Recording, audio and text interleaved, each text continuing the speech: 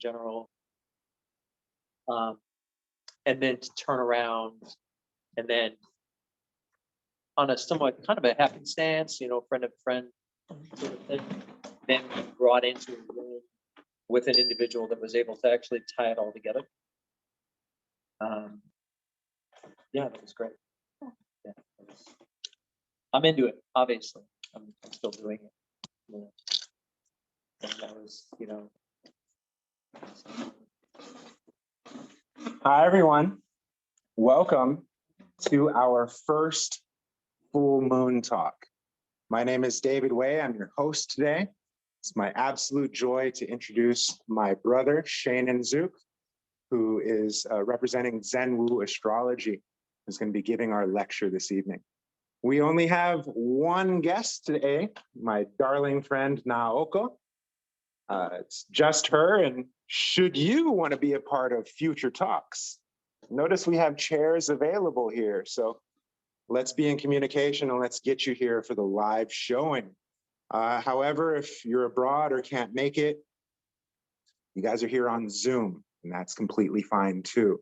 So this is live, but we will be recording it, and we're going to post it online. I don't know to what capacity we'll share this, but it will be available if you want more. That said, did I do a good job introducing? How'd I do my introduing? Is it intro done?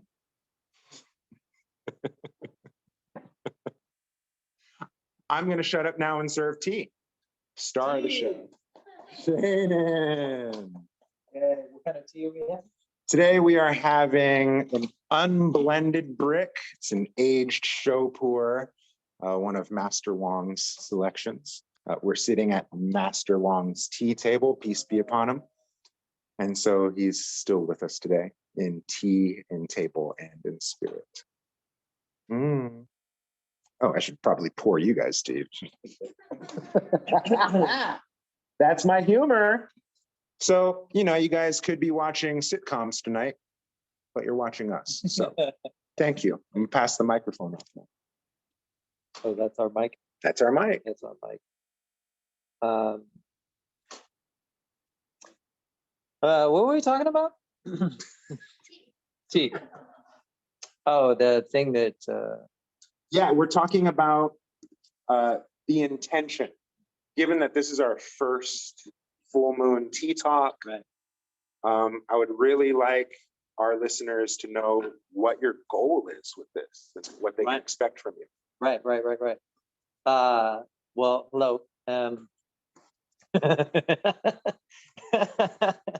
be a lot of that, guys. There'll be a lot of giggling.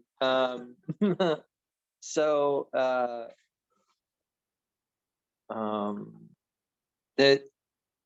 this is gonna be a kind of an honest share, like straight from the beginning. But I'm content to do this alone. I feel very strongly, and always have felt strongly about practice, being a martial artist since, for over half my life. Something I know that David can relate to. It's really the practice. You don't really think about the accomplishment as much as you think about the practice, and that the practice itself is just, it's everything that's worthwhile is the actual practice itself. So for me, I think that application and practice is more or less what I'm curious about. I'm just curious. I'm not interested. The view teachings behind this form of astrology, I think, are just obviously fascinating. That being said, I don't think there's anything about the view teachings behind this form of astrology that is relevant to being dominant or trying to take center stage of cultural mindset. I think there's a little too much of that already. We're definitely in a hungry place. I think that many things have historically have run their course, and are showing how exhausted they are in terms of their adaptability, the flexibility, their compassion, empathy. They're not they're showing themselves as not really relevant to human life, and or to the life of the planet, for that matter. So I think it's relevant to talk about how we live as human beings, and insofar as we do that, a robust discussion about what it means to be a human being, which personally is more or less my whole bag. Like, that's the thing that's motivated me since I was a teenager. Like, what does it mean to be a human being, and like, how do you get into that conversation, and what are the assumptions that you make once you initiate that conversation?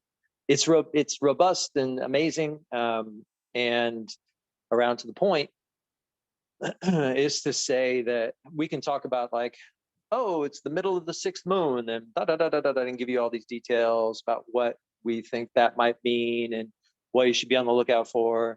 But there's already way too much, fear-based thinking as it is. Like, like, not here trying to give you new tools for being hysterical. So what I think is maybe more vibrant, because I'm actually here to listen. So my first intention is to get connected to Jia, like family, and people who are interested, or people who are practicing, who I took this, I have these thoughts, like, and everybody volunteering kind of questions, and being in this sort of collaborative, cooperative place where we can actually, reflect off one another and allow for these view teachings to come forward and express, because it's not really right or wrong. It's just like an application is what makes these view teachings like live. So that being said, my intention is just that, is to maybe talk about what it would take, given the place that we're in, right? And the things that we're carrying, maybe we don't even know we're carrying, and the assumptions about what it means to be a human being, and bring those out into the open, and maybe help break those things down with application or observation. Because, when we say practice, we think it's like, oh, I've got to lift weights. But that's not really it. I think practice and application of, say, the Tongshu or view teachings is really about paying attention to your experience,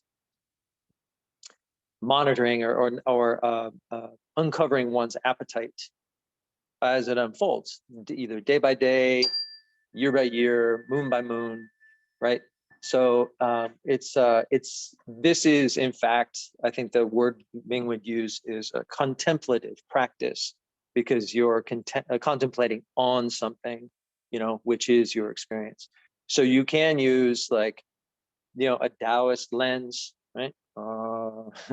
Which is its own bundle, or I think, which is most easily relevant and accessible, is like a Confucian lens, and thinking about your relationships through the Confucian 5 relationships, for instance, and how it relates to what's available in any given day, or what's available on any given moon or year, right?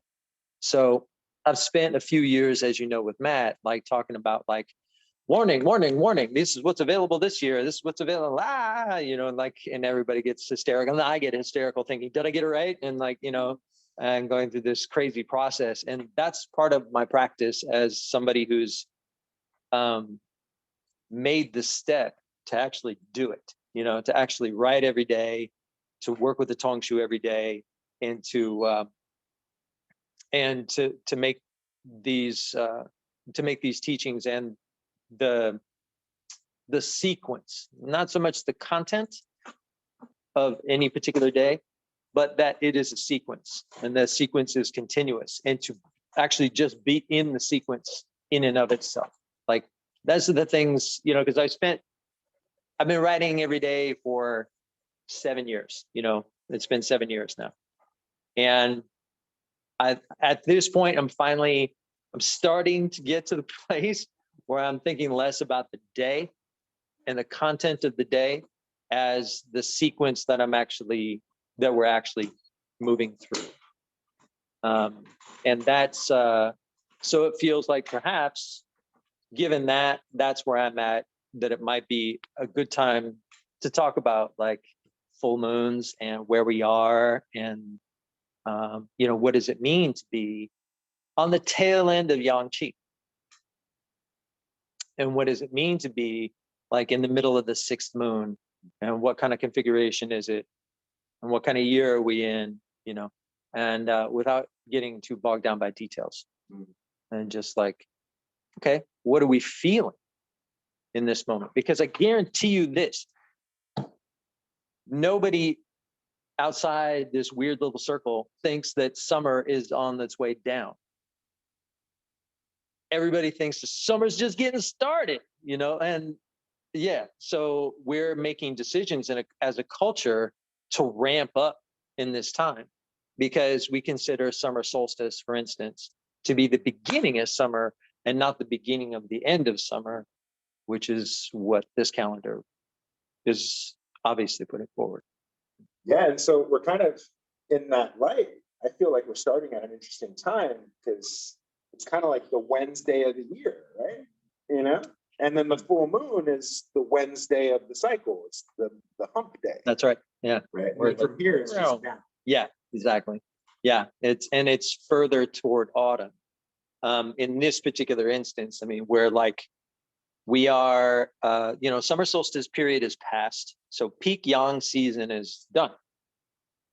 And so it's interesting that we're starting this, because we're beginning a new venture. I mean, we've been talking about it for a while, so the cofactors kind of carry it through. So it's still good. But the one question that I have for talking about the middle of the sixth moon that I'm bringing forward is like, how do we conclude? How do we conclude things? Like, how do we wrap it up? Like, we don't, this culture, we're really great at starting all kinds of things, and we're really great. We're mostly good at carrying and getting, carrying through, putting energy, maybe having some thoroughness, a little bit, okay, but like ending and wrapping things up, not so much, Thank you for that, because everyone talks about New Year's resolution. Few talk about end of year resolve or resolution. Assessment. Yeah. Like where, okay, all right, let's, what's working, what's not working. Do we have the permission to do that? But we're too smart. Speak for yourself. I'm too smart.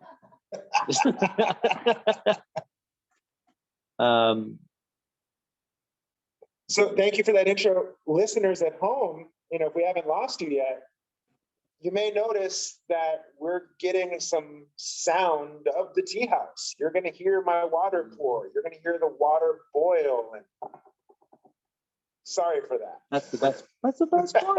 That's the best part. The characters.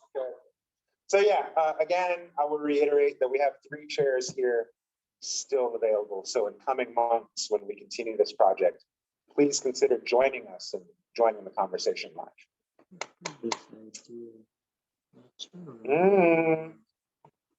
So we are sixth moon, goat moon, Baba Black Sheep.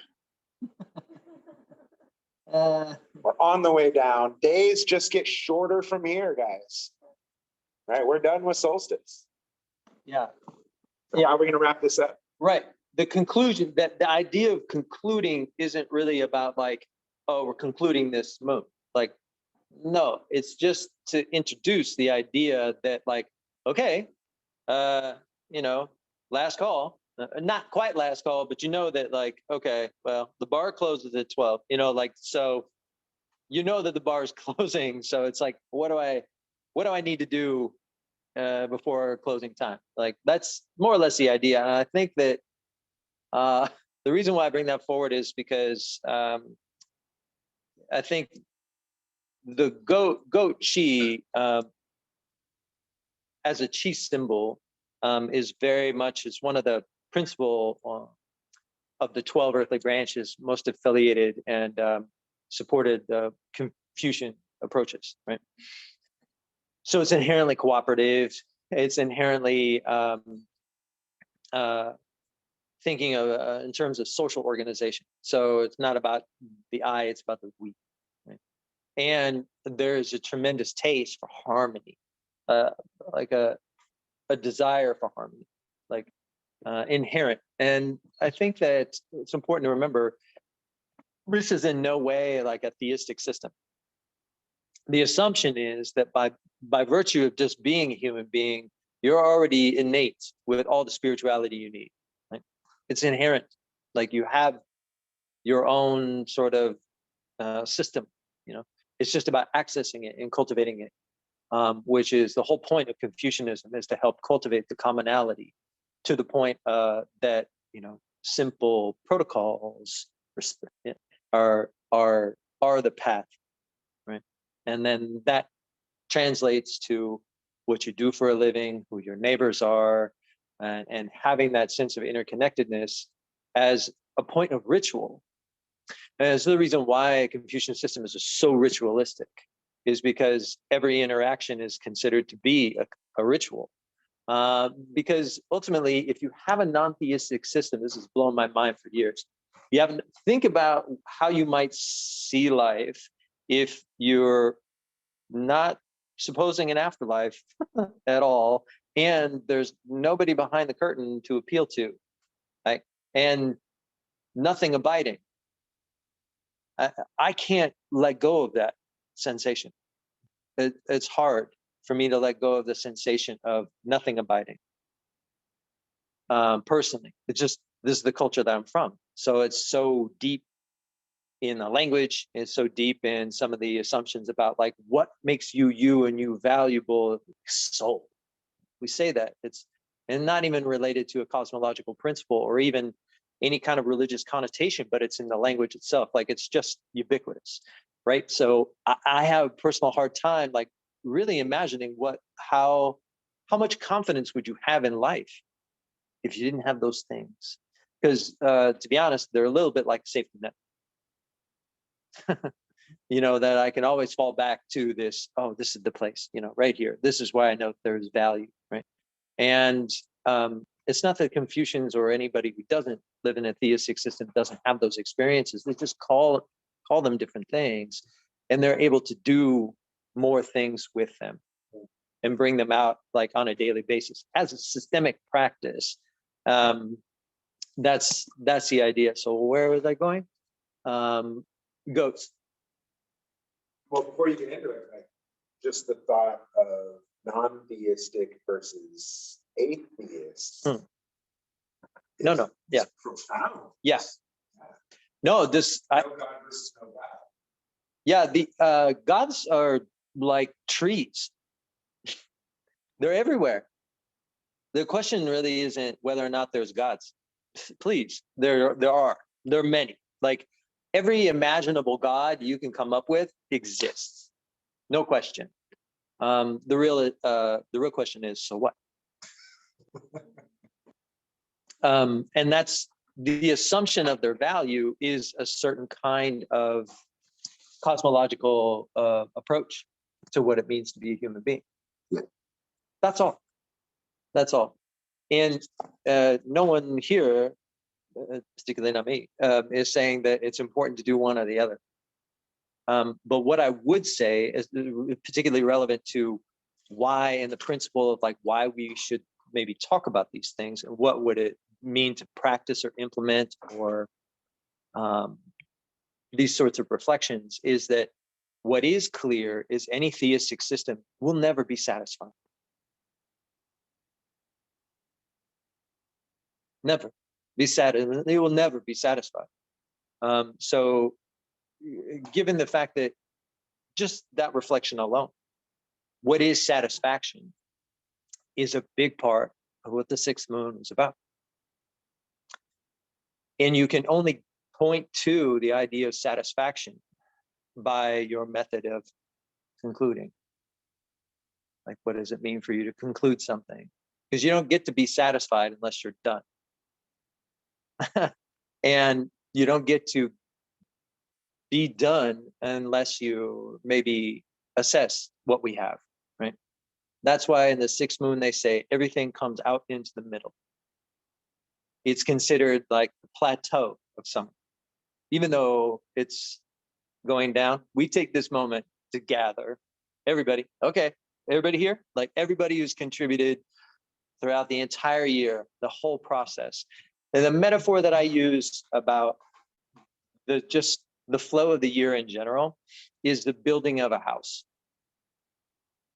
So in the wintertime, coming into the spring, you're, well, should we put the house here? What kind of house? I kind of want a tree house, like you're doing all the kinds of like imaginings that go nowhere, that's the idea. But somewhere along the line, you kind of start, maybe in the rabbit moon, you start thinking about who you might want to just be close to, and develop trust with and get an intimate circle going. And then you start building momentum. And then you start like manifesting, like in the dragon, like this kind of house in this kind of direction. And then, snake things can take a life of their own. And the horse, you're off to the races with whatever house you're trying to build. It's at the goat moon is where everybody's celebrating in the house, right? And that's the point where there are resources. It becomes this hub of abundance. And it's important to remember abundance. I call the modern mind considers abundance to be like more like a PG-13. It's like we think of abundance as like piles of stuff that I like to share with my friends, right? That's abundance, and certain most modern circles. And abundance is more fecunded, like raw, like the jungle. Like if there was no human intervention, everything would go back to the wild. That's abundance.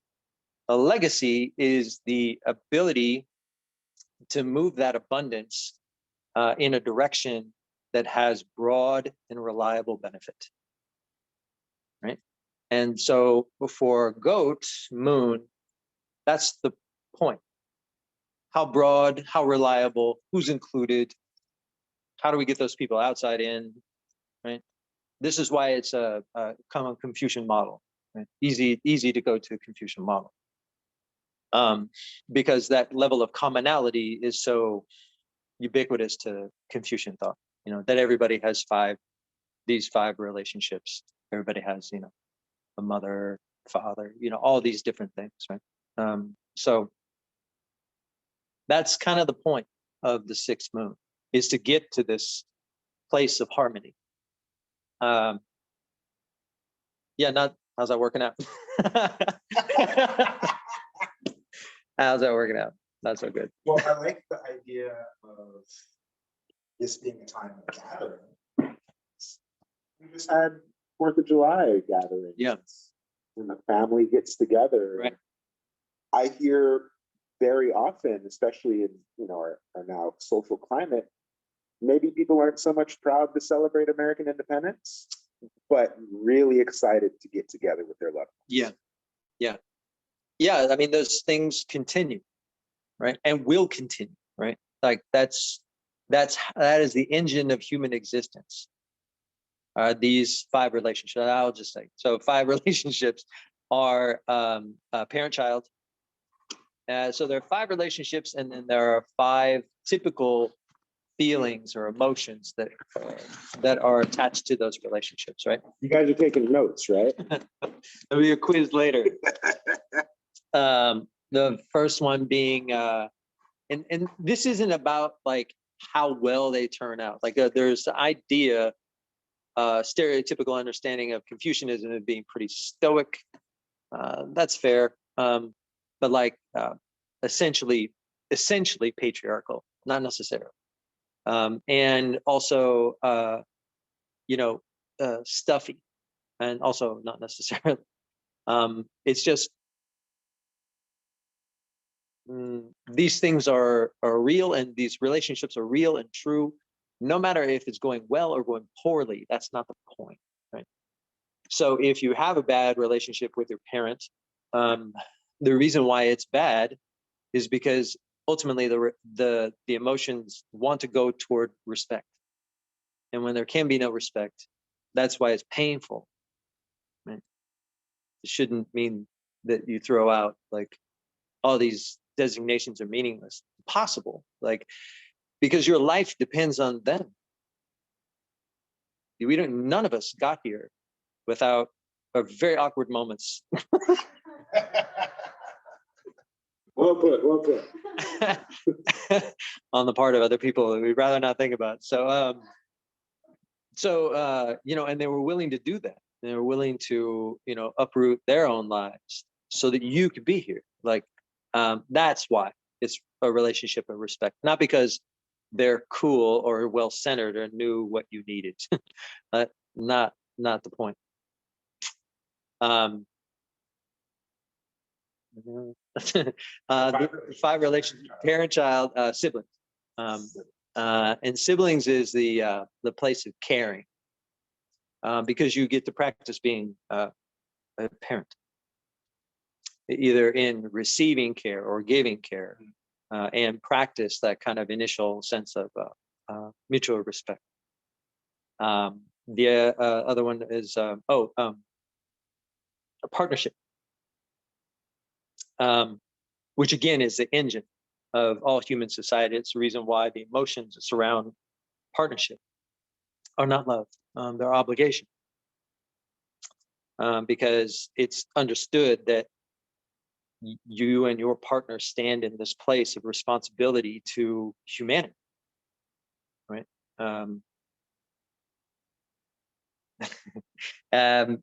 The fourth one being, it's generally called the ruler and the ruled, or the magistrate and citizen kind of thing. But it basically means citizenship. And I consider this to be an extension of siblings, where you get to think of other people as your brother and sister. It's very important. And you can actually see this in ZhenwuAstrology, in the fate system, fate calculation system, where the houses are positioned in relationship to your fate to have siblings, and those relations are early childhood relationships, and your capacity to be a citizen is actually directly related. And then the last one, the fifth one, is love, which is friendship. Yeah, so good, so good. I know. Which personally, by my fate, I could say is like one of the bigger relationships in my life. Just because like I'm a double pig, in case you haven't figured it out. And most most of my most of the good things in life have come through friendship. So yeah, that's why I say friends of friends. It got me where I needed to be. And I backtrack because you spoke of each relationship and what I'm terming a feeling or flavor to. So parent-child is respect, siblings is one of care, partnership is one of obligation, friendship is one of love. With ruled, you spoke to it as an extension of the sibling. Loyalty. And yeah, it's I remember Ming's lecture on this was like, it was very potent, because in America we really want to burn down the people that we right after we elect them, we want them out, like it's so neurotic. We can't really, like, you've got 5 minutes to impress me and then you're out, like that's our bandwidth. But loyalty as an expression is really essential, like that sort of trust of our surroundings. And it doesn't have to be like big, I endorse everything the American government does. That's absurd. But like, my loyalty to you, for instance, your loyalty to this object. Yeah. So interesting, because loyalty in the country sense makes me think of patriotism, which in our common listening, jingoism. Yeah, for sure. It's manipulation. Yeah. Right. But you shouldn't pass up on the opportunity to be loyal just because it's been perverted. Just like if your relationship with your dad was crap, you don't go around saying all dads are bastards. If you do, that's an imbalance. Yeah, that's something you can get sick from. Like, and I think the same is true of that, like I think that's why there's so much malaise, in the country, because we want to be affiliated with a group because we're human. But everything's so stratified, it's very hard to get any traction with that, any meaningful traction. It's very complex, obviously. There's so many factors, I can't even begin. But but just to say that part of the reason why the despair and the malaise happens is because we're geared for loyalty. I mean, it's one of the 5 Confucian relationships. It's painful not to really like where you live.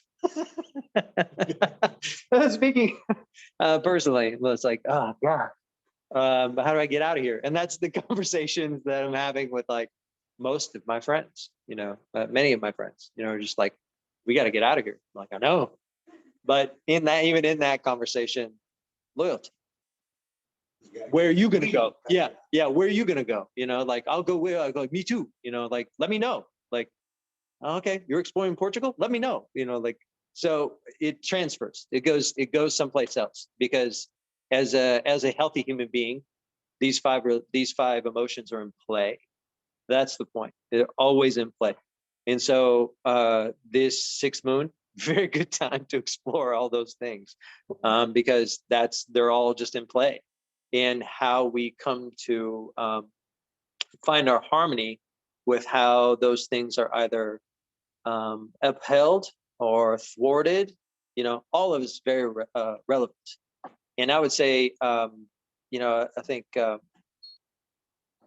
the agitation level this moon pretty high, and that's part of what the elemental relationships are, when it comes to it being a fire goat moon. Right? It's like, okay, like a fire goat. So a goat is the element earth. So what we're talking about here, bringing this high level place and everything being included, this is an earth-like gesture.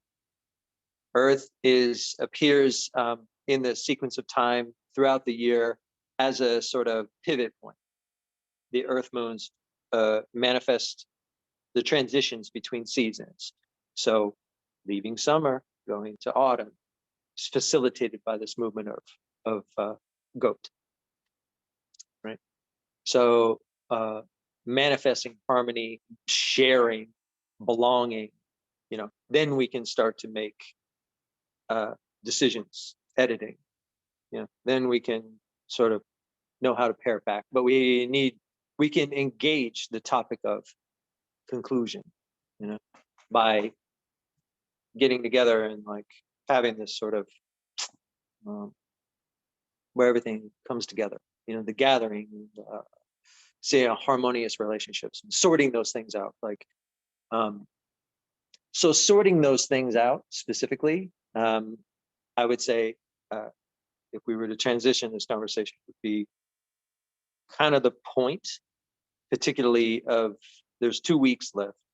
The next week that we're going into brings forward this more autumnal relationships of sorting things out in this particular moon. And then the 4th week, and the last week before it transitions to, is returning. Sorting things out is to say, I'm not thinking so generatively. Basically, if I've got tons and tons of energy, then if I just keep going forward, pieces will fall where they're supposed to. Like, I just keep moving, and I'll be fine, right? We can't do that anymore. That's the idea of the 6th moon, is that as it starts to scale back, now we are developing a different kind of capacity, like we should be. Dignity, restraint, discernment. Yeah. And that's the opportunity, particularly in this next week coming up, is to recognize, like, okay, just downshift. I'm not saying I'm stopping. Growth is still happening, but just on coast, like put it in neutral. Yeah. How much gas can I save? Just whatever. Like those sorts of little movements to say, oh, I'm going to help this person out. I've got a little extra money. I'm going to send this over here. I'm going to send that over there. Like these sorts of more community-minded kind of actions. And as we do that, we develop skills management. We're basically underscoring the sort of management skills. Those management skills have precedent, meaning that they didn't just come from nowhere. Your good sense, comes from someplace, and it has a precedent. It has its own momentum, and so we're trying to tap into that these last 2 weeks, particularly in the final closing week, is just sort of like know where you belong. It sounds restrictive, and it is in a way. Before everything kind of before that 7th moon comes in, because that's going to be monkey moon in tiger year. So yeah, the one thing you don't want to do in the 7th moon, is a little spoiler alert, is try to have your cake and eat it too. No, don't do that. Don't do that, because you'll get blown apart. It's very important to like be very to think of conservation as your friend, right? That's really, and then you can direct things. But if you're just sort of like if you're just speeding along, and your answer to maybe all the debt you're accumulating is you're just going to earn more, you'll get buried. Yeah, that's the idea. So it's really about like just little small changes to scale back. I really appreciate that dial back perspective, because as you mentioned in the very start of this, here we are in the peak of summer, like we're wrapping up, we're ready to go on vacation. Oh, I'm going on this vacation, I'm going on that Yeah. vacation, yeah. Yeah. And you're actually sharing the opposite It's a little view. bit, Yeah, like if you've got a lot of extra cash and you could do it, yeah, maybe don't. Save the money, like you could take on another project. Yeah, you totally could. You could totally make it work. And it'll cost you. Yeah, maybe it's negligible. Maybe you're used to it. That's the other thing. It's like we're already conditioned, to like hurt ourselves, really. And this is the time to say, like, what, I have everything I need right here. Why can I be, and that's the first step is of how we conclude, is to recognize, what's around us. If we can do that in that sort of, and see the harmony of that, then, chasing something else, not so valuable. That's all it takes. It's just like, you've done a lot. You've all done a lot, like so much already. It's like 6th moon. I mean, we've been busy at it for like half the year. Think of it like a whole day. Who works 12 hours a day besides you? Who can keep up? Who can actually manage working 12 hours a day? Not very many people. So think of it like course of a day, like, hey, your work day is almost over. Time to start wrapping it up. That's all. So I think that that's the general tone of the remainder of the 6th moon, is to look for those places of harmony, because you probably already passed them up. Guaranteed, they appeared, and they're still there, but you're maybe focused on something else, just around the corner, or like, I'm waiting for this callback, and like you've already got like 4 other irons in the fire, when you should be actually just finishing up the things you've done. Yeah, satisfaction isn't. It's best not to delay it.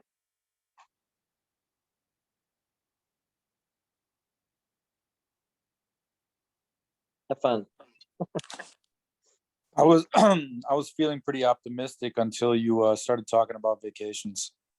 Oh no. Yeah, people on Zoom chiming in. Yeah, speak up. conversation go.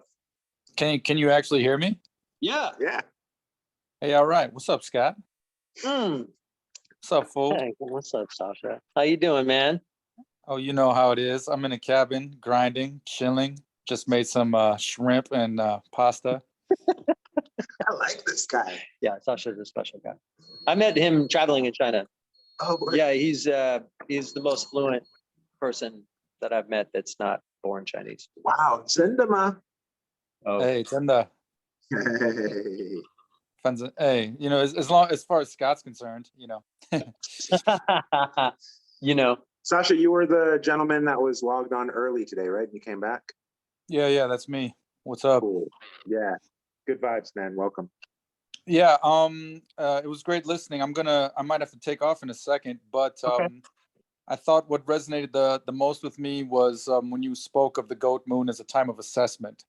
And that makes a lot of sense just seasonally speaking, because with you know, the spring where you're like, okay, what am I going to do? And there's maybe 4, 5, 6 different things going on.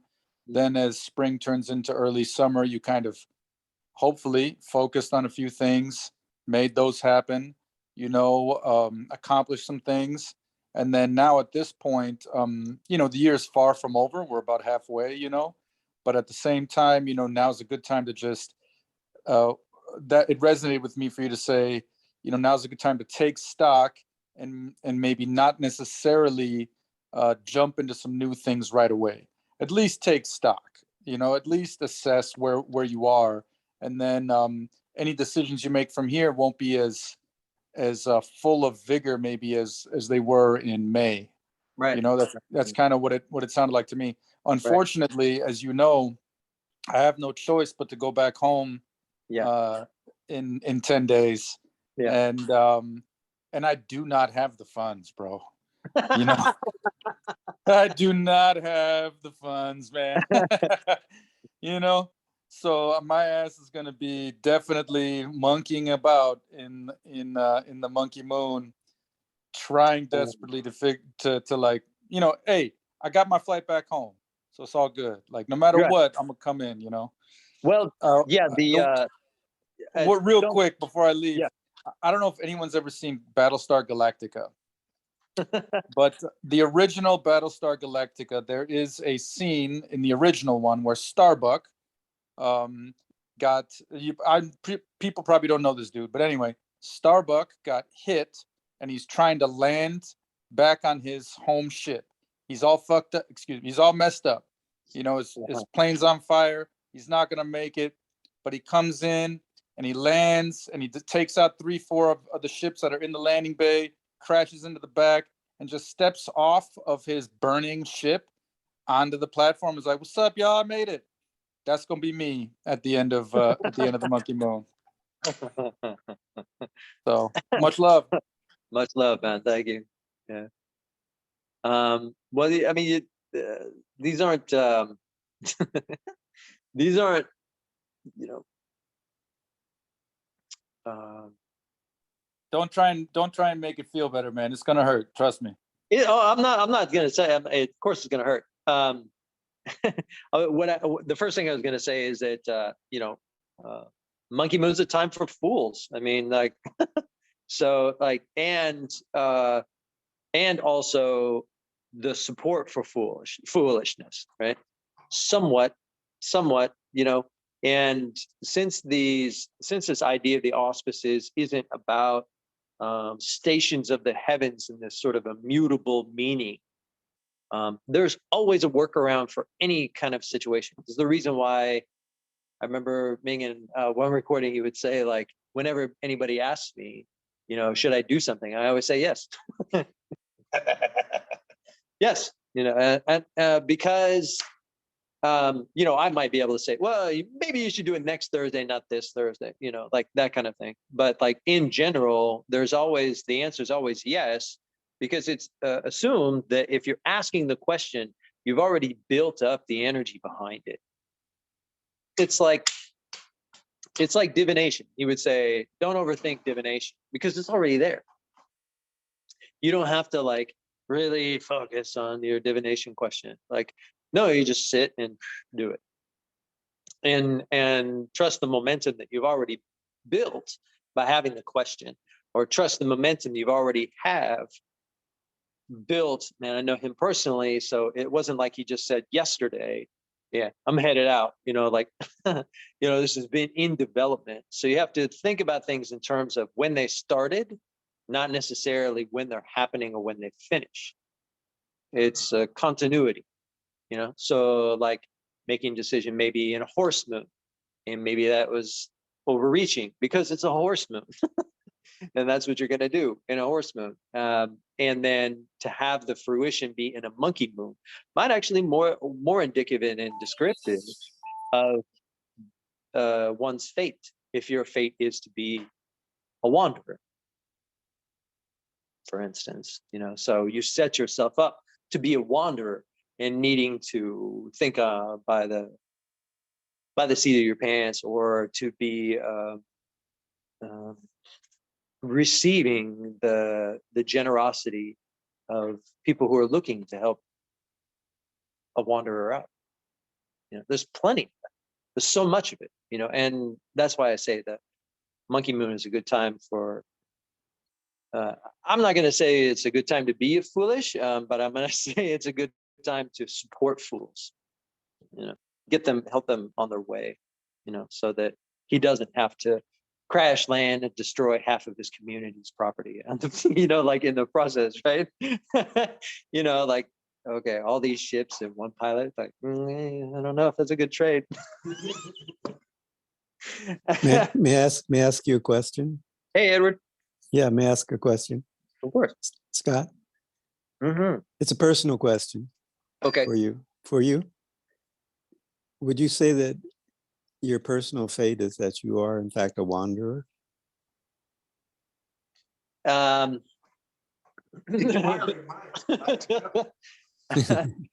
So as an astrologer, it's typically bad form to share your own fate publicly. I'll withdraw my question. But given the context and like who you are to me, there is a beautifully diplomatic way I can answer it, which is to say that the course of my life has been, what is the hexagram? I don't know, 51. I can't remember the number, but it's a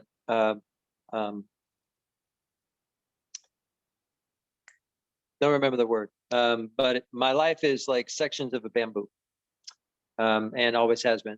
One life, this life for a while, there's a change that this upends everything and takes it this other direction. So like, yeah, there's a configuration in pulsar astrology that speaks to that, and that's my fate, is to have these sort of. I mean, I've led already 4 or 5 different lives before I got to this one. So, it was generous of you to respond. Thank you. Thank you. Thank you, Edward. It's good to see you. And I'm also going to say goodbye. My wife is letting me know it's time to put the bird to bed. Okay. Thank you so much, and I look forward to future ventures with whoever else comes seated at your table in the future. Thank you, Edward. I appreciate you being here. It's a great blessing to have you. Thank you. Goodbye. Goodbye. I like this conversation of wanderer because Taoism really leans into that wandering tradition. Mm-hmm. And my experience on the temple, enlightenment's easy. Mm-hmm. Right? Because you're on the mountain, you're secluded, everything's perfect, all the circumstances and conditions are right. It's like, but then come back home, or wander and travel the lands. And that peace that you had on the mountaintop, can you carry it with you in your heart as you travel the land and navigate the peoples? And many of the meditation teachings that have been left behind, many of his lectures speak directly to this. Not even just things so nice, but that what I would call the ontology of enlightenment, the being of enlightenment itself. as an experience. It's actually pretty available. But the living of it, right? Not even application, but just like whether it's something that flickers, and then it depends on, this is why, the conceptual meditations and non-conceptual meditations, they have different approaches to how you maintain or, cultivate those sort of like moments where you're like, oh, what was that? Or tranquility, surface level, right? Peacefulness, all that stuff. Not actually as relevant, actually, to the core of whatever you might call the enlightenment experience to be. Yeah, can't really say, but then maintaining it. But I think it's whether it's the conceptual and non-conceptual, it's really about like, how do you attend to that, and are you attending to it? Is it even a thing? Or you just go, whatever, like reach for the Red Bull, like it, like you can bury it, because it might be the case that enlightenment is a human right in a way, or like it's just natural part of what it means to be a human being, which would be kind of more the non-conceptual approach. You're like, you don't really have to work for it. You just need to get over your own bullshit. That's a direct quote from me. That's not me. Sifu said, Yeah, Sifu said that. He was very rude. well, to our amazing community that joined us this evening, we're coming on our hour here, and I guess it works that people can unmute themselves and talk. This is our first time. So Right there. yeah. So guys, if you have questions, comments, feedback, breakdowns, breakthroughs, now is a great time to join the banter, because we're going to be wrapping up soon.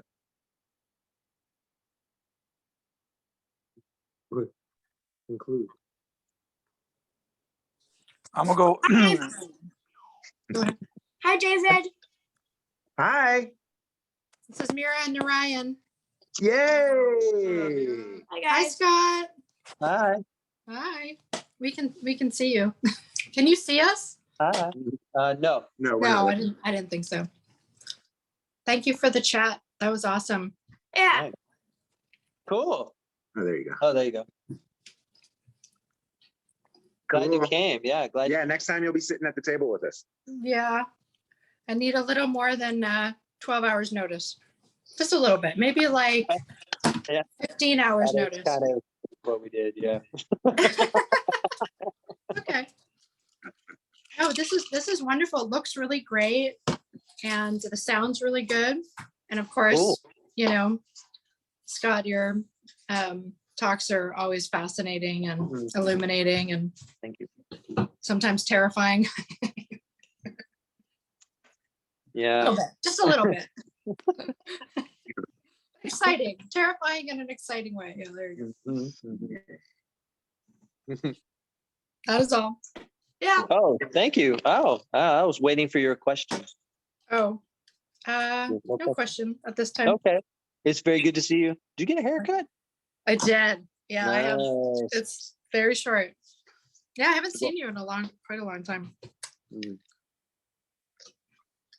Yes. All right, ciao. Or Hey Scott, I'm a dip too. This is Sasha, man. I'm a dip too. Okay. Peace, man. Why don't you hit me up later, fool? You got it. I have a feeling me and Sasha gonna get along. He's a good. Yeah, he's a good dude. All right, Good so to we see got you, man. Agnes, Maury, Nico, Frank, Bodie. My wife is here. Oh, we got quite a crew. Cool. What's up, Frank? What's up? Thank you for the invite and for the enlightenment, or the pathway to, or for the non-pathway to, however you want to look at it. completely captivated, which is hard for me because I'm already in the monkey moon. I feel I'm kind of there, and just got a school, the graduate program, and sitting down for what looked to be a 2-hour Zoom meeting was like kind of a big ask. But the second I started listening, I just Oh. couldn't go. I have dishes all in my sink. I have shit strewn all over the place.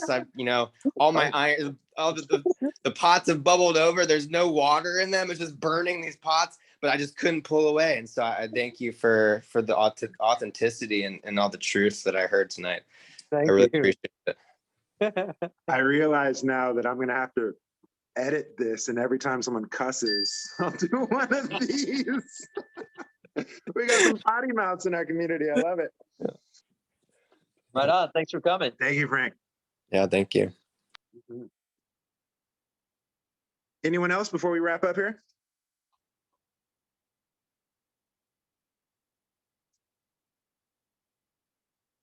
Oh, this is good. Well, that's our hour, community. I am overjoyed to host my darling brother, Seanan, here. Now, Oko is the only one that took the invitation with less than 12 hours notice. So now you guys have a whole month's notice now, okay? There's 4 seats available. Now, Oko, 3 seats available. So join us next time. Loyal to that chair. And, share the link and we'll grow this online community too. And hopefully we can derive some benefit and find ways to actually have a practice around astrology as opposed to just being told what to look out for. Yep. Cool, guys. Till the next time. Thank you. All right. That went all right.